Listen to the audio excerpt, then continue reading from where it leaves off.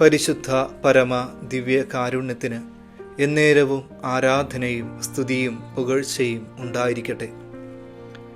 Ezekiel പ്രവാചകന്റെ പുസ്തകം 36 അധ്യായം 9 തിരുവചനത്തിലൂടെ കർത്താവ് നമ്മളോട് ഇപ്രകാരം സംസാരിക്കുകയാണ്. ഇതാ, ഞാൻ നിങ്ങൾക്ക് വേണ്ടി നിലകൊള്ളുന്നു. ഞാൻ നിങ്ങളിലേക്ക് തിരിയും. നിങ്ങളിൽ ഉഴവും വിതയും ഉണ്ടാകും. മണ്ണിൻ്റെ മണമറിയുന്ന കർഷകനറിയാം ഉറഞ്ഞുപോയ മണ്ണിനെ എത്ര വട്ടം ഉഴുതുമറിച്ചാണ് വിത്ത് പാകുന്നതെന്ന്. ജീവിതം വെച്ചു നീട്ടുന്ന നീറുന്ന ജീവിതാനുഭവങ്ങളിൽ ഉഴുതുമറിക്കപ്പെട്ടവർക്ക് വേണ്ടിയുള്ളതാണ് ഈ തിരുവചനം. പല കാരണങ്ങളാലും നമ്മുടെയൊക്കെ ജീവിതങ്ങൾ ഉഴുതുമറിക്കപ്പെടാം. ചില വേർപാടുകൾ തരുന്ന വേദനകളോ, രോഗങ്ങൾ സമ്മാനിക്കുന്ന ഏകാന്തതയോ, എത്ര ശ്രമിച്ചിട്ടും വിജയം ലഭിക്കാത്തതിലുള്ള നിരാശയോ നമ്മുടെ ജീവിതത്തെ പലവട്ടം ഉഴുതുമറിച്ചിട്ടുണ്ടാവാം. എന്നാൽ കർത്താവ് പറയും, ഈ വേദനകൾക്കൊടുവിൽ നിന്റെ ജീവിതത്തിൽ നന്മയുടെ വിത്ത് വിതയ്ക്കുന്നതും ഞാനായിരിക്കും.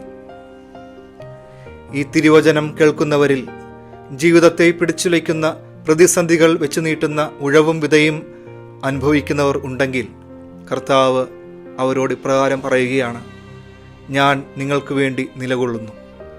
ഞാൻ എൻ്റെ മുഖം നിങ്ങളിലേക്ക് തിരിക്കുന്നു എന്നതിൻ്റെ അടയാളമാണ് നിങ്ങൾ അനുഭവിക്കുന്ന ഈ പീഡകൾ. ഈ അവസ്ഥയിലും കർത്താവ് നമുക്ക് വേണ്ടി നിലകൊള്ളുന്നുണ്ട് എന്ന പ്രത്യാശ നമ്മുടെ ജീവിതത്തെ ധൈര്യപ്പെടുത്തട്ടെ. ജീവിതം ഉലയുമ്പോഴും ജീവിതത്തോണിയുടെ അമരത്ത് നമ്മളിലേക്ക് തിരിയുന്ന, നമുക്കായി നിലകൊള്ളുന്ന കർത്താവ് ഉണ്ട് എന്ന വിശ്വാസം നമ്മളെ ശക്തിപ്പെടുത്തട്ടെ. സർവശക്തനായ ദൈവം, പിതാവും പുത്രനും പരിശുദ്ധാത്മാവും നിങ്ങളെ ഓരോരുത്തരെയും സമർത്ഥമായി ആശീർവദിച്ച് അനുഗ്രഹിക്കട്ടെ.